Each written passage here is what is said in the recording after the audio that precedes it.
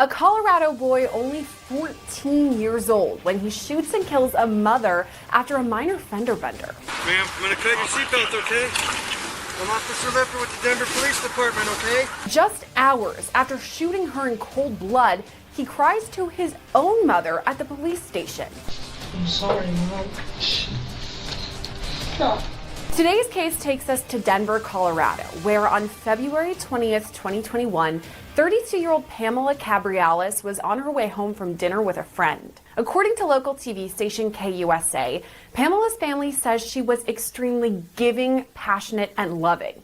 They describe her as a social butterfly who was always there if you needed her. Pamela worked as a real estate agent, and she was also a mother to her 6-year-old son, Leo. That champagne, no? This part does. Yeah. Hope you enjoy it. In pictures and in videos, Pamela seems happy and full of life. But all of that changed 4 years ago this month. Pamela was behind the wheel of her Range Rover, driving along Interstate 25 that goes right through Denver. When she stopped at a red light at an intersection of I-25 and Colfax, shots rang out. We now know the person shooting was then 14-year-old Remy Cordova. Cordova was in the passenger seat of another car that was driven by this guy named Nishan Johnson. Cordova had thought that the car had been tapped by Pamela's in a small fender bender. And according to court docs, he said, quote, "Can I bust on them?" Johnson then replied, "Do what you gotta do. That's on you." According to KUSA, Cordova got out of the car with an AR-15 and fired 15 to 20 shots into Pamela's Range Rover. Witnesses on the scene say at first they didn't even know what was happening. Then I heard pop, pop, pop, pop, pop.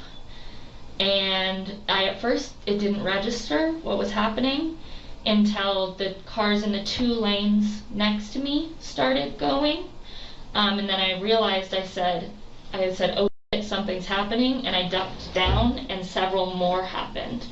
And I pulled next to the car, barely got a glance. It looked as though the window was either rolled down or shot out, but I believe that the window was out. I didn't look at the windshield or see inside the vehicle. And then the car that was in front of them sped off. I went behind them, but pretty far back because they went pretty quickly, and got off on Federal. So they went straight and I got off on Federal, and I didn't obviously see what occurred because the car was obstructing my view. So I didn't know at the time if the shots came from the car in front or inside the vehicle, but that's what I saw. Okay. That's Jaden Aarons, who was driving home from an appointment at the time of the shooting. You said you heard multiple pops. You went pop, pop, pop, Yeah. pop. How many of those do you think you heard the first time?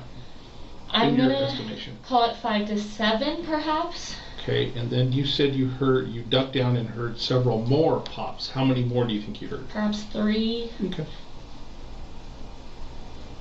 And the break in between the 2 was a second or 2 Okay. that it paused. Sure. It wasn't very long. And you never saw anybody get in or out of any vehicles? No. Okay. I, in my mind, thought it was fireworks or something. Sure. And just wasn't paying attention. When you go around the car you're in front of, why do you go around the car? Because the other 2 cars did it, and I felt like I was in danger, and I heard the shots coming, and I was ducking down, and I thought maybe they were going to hit me. Okay. I was scared to go that way because, again, I didn't know if they were coming from that vehicle, but I couldn't go any other way, so. This may seem like a really dumb question. If you can articulate it more, why did you feel you were in danger? Tell me more about that. Because I recognized the sound of gunshots, and I thought perhaps one was going to hit me. Were you scared? Not really until after, because it didn't really register. It was definitely like weird, so I was like, my awareness was heightened, but it still didn't register. Tell me more about why you ducked.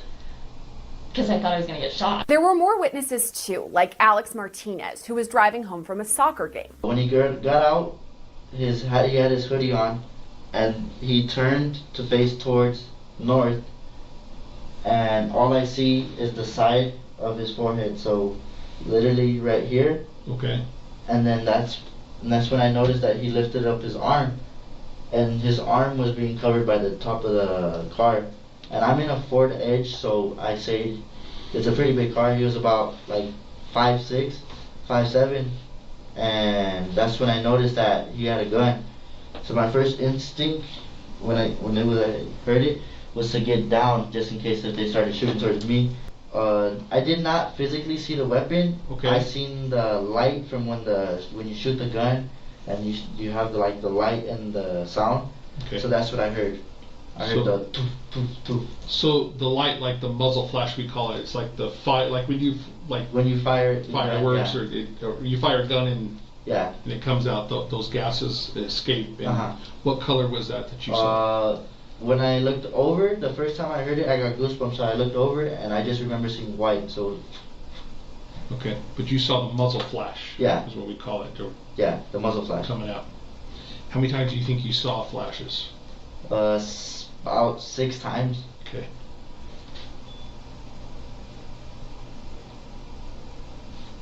Did you hear the person that got out from the right front passenger seat of that car? Did you hear him say anything? No. Did you hear them yell anything?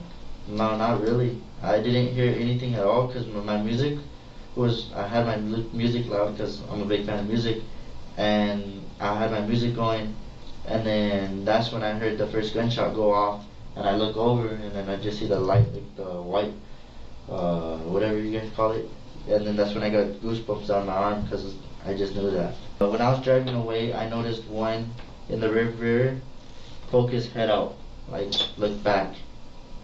Tell me more about that. So I was going, because my first instinct was to get away because I was scared.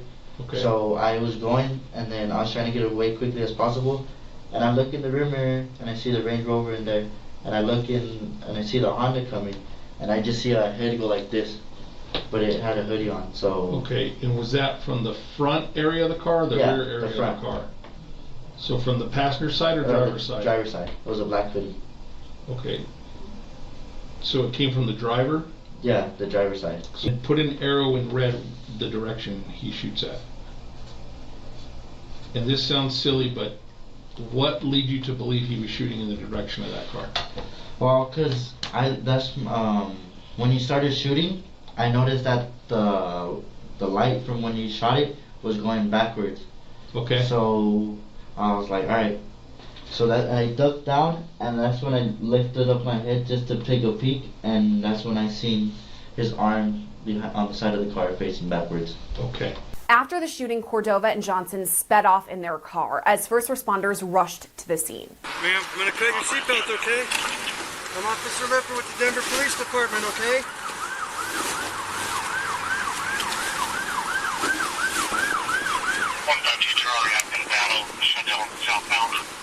Here's the scene from another perspective.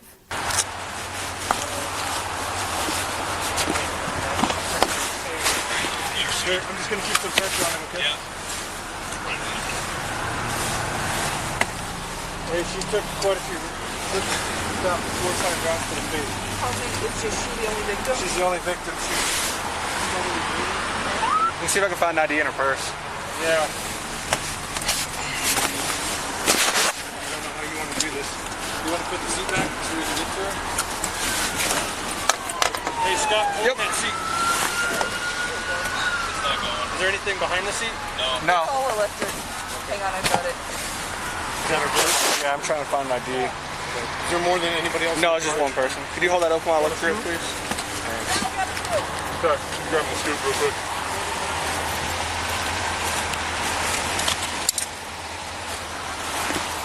Check in this pocket. 160. I got 7 gunshots to the front and 3 heads to the back. Nothing.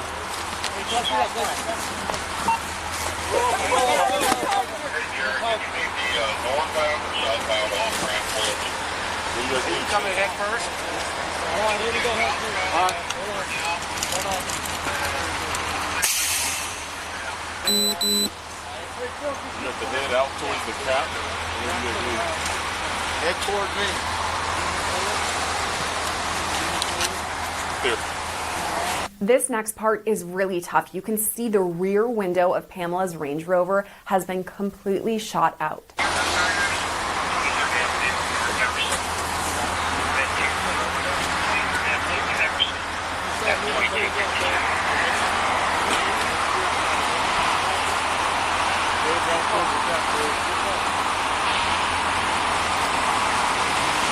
I counted 8 shots. 8? Yeah, there's one right above the left windshield wiper. So that's 2 out of, like right there. License plate, that's probably hers. That's the same one as on the back. Okay, that's probably hers. Another angle shows Pamela being loaded into an ambulance. Now, we won't show that part because it is graphic, but here are the moments leading up to it. Nothing.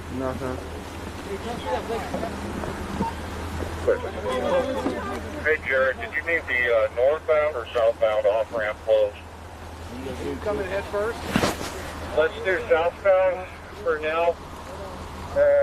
Hopefully everybody going north will figure it out. Copy, 1 We'll get a couple of these. I'm going to take a couple fires.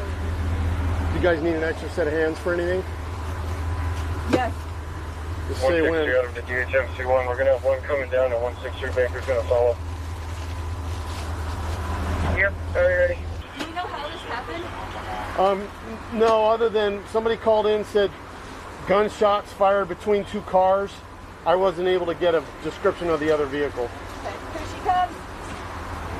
Even though Pamela was rushed to the hospital, she died several days later. Meanwhile, investigators were still working to track down the suspects involved in her shooting. The next day, a Denver police officer spotted a car wanted from a separate incident. There had been this gang shooting at a McDonald's where multiple shots were fired. And at the time, the cop didn't realize this car was also involved in Pamela's shooting. But they did know the people inside needed to be questioned. This led to a small chase, and it's something Nishan Johnson talked about during his police interview.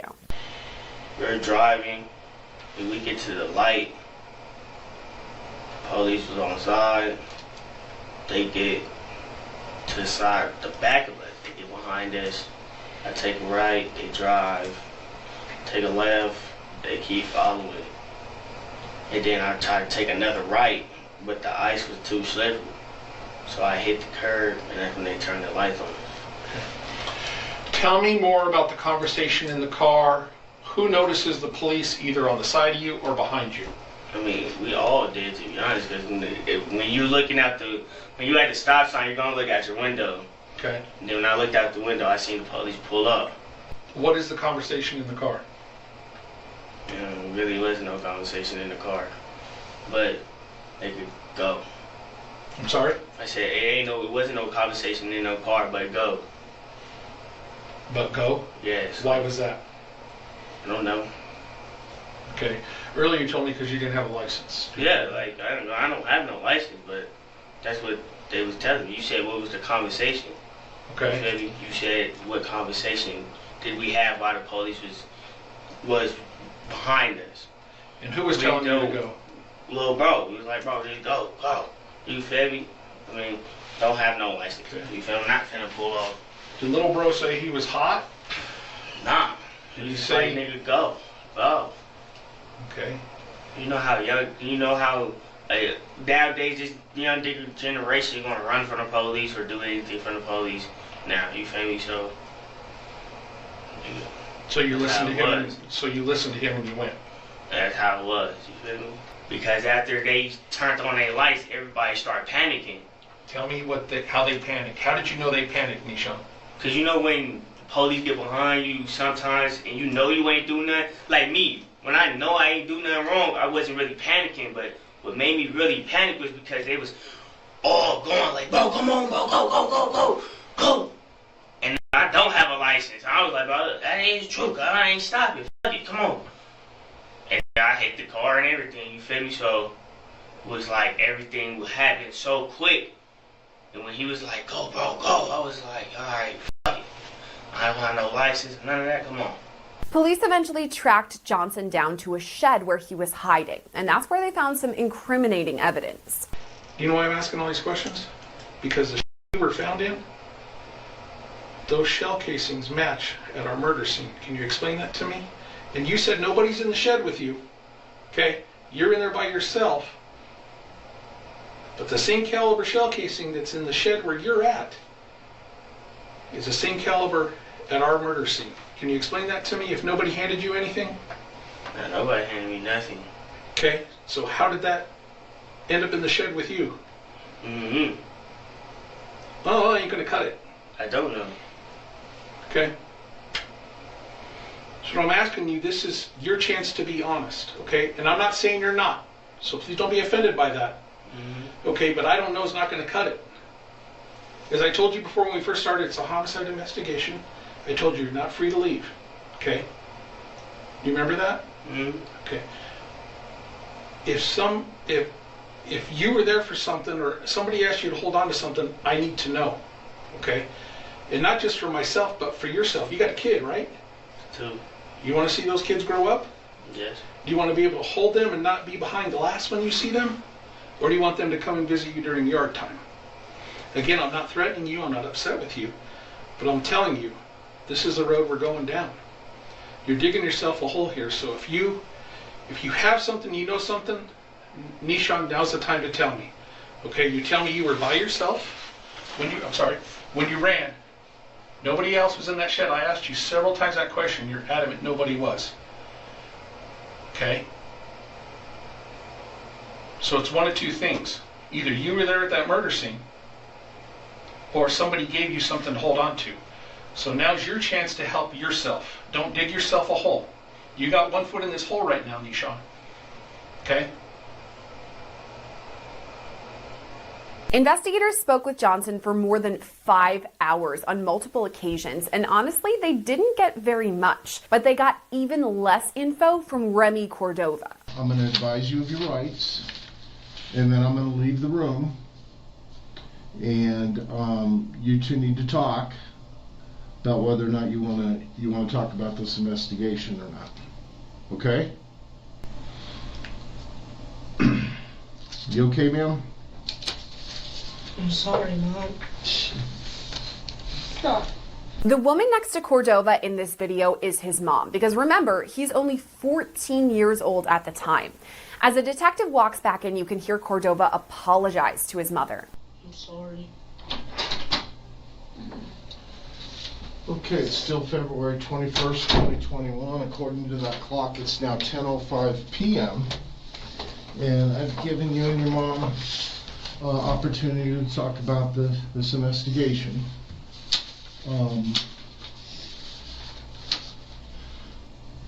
Let me ask you, did you understand the rights as they have been explained to you? Yes, sir. Yes?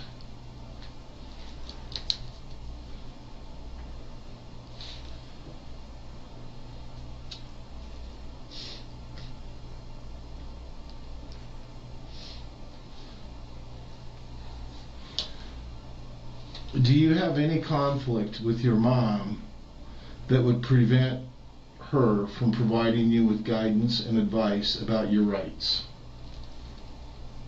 No? With these rights in mind, are you willing to talk to us about this investigation? No, sir. No? No.